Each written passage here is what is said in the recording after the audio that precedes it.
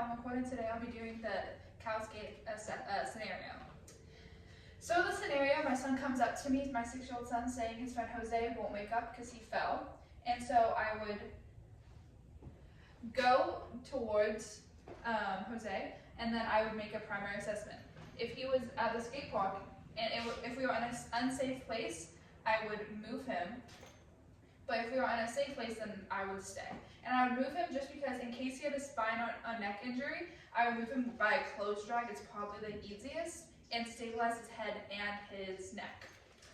But in the scenario that if we were a safe spot, I would make my primary assessment. I call 911.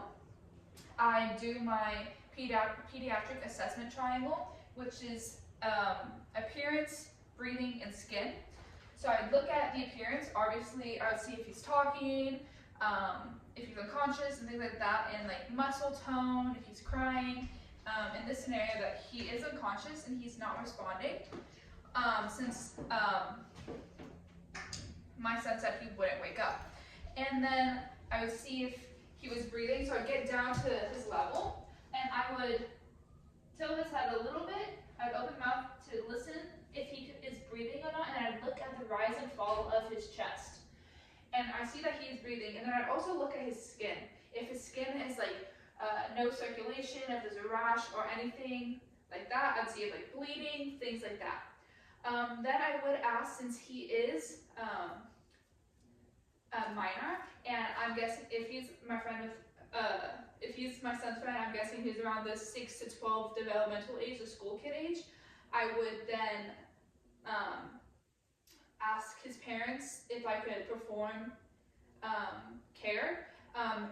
If they're not around, I would still perform care. And then I would also, if his parents are around, I'd ask for his sample history, things like the allergies, things like that. If he's not though, then I would just have to, I'm just gonna perform basic care if I could, and I can hear him breathing in his rising chest. And also feel his pulse, and I'd feel that he's breathing and his pulse is okay. And I would record this down, and then when the first responders arrive, I would then let them know, and I'd also periodically, like every 5 to 15 minutes, I would check his pulse and breathing again. And if he's breathing or pulse stops, I would perform CPR. And since he is a child, I would have, the anatomy is different than an adult.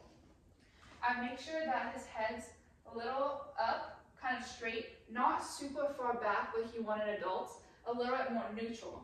And then I would also make sure that the mask fit correctly, and then to also go a little less of a depth, since he is a child. I wouldn't want to go the full 2 inches. I'd want to go like 1.5 inches during CPR like this. Like I said, though, previously, I would just continue checking to make sure that he's still breathing and his pulse is still good until the paramedics arrive, and then he can seek further care.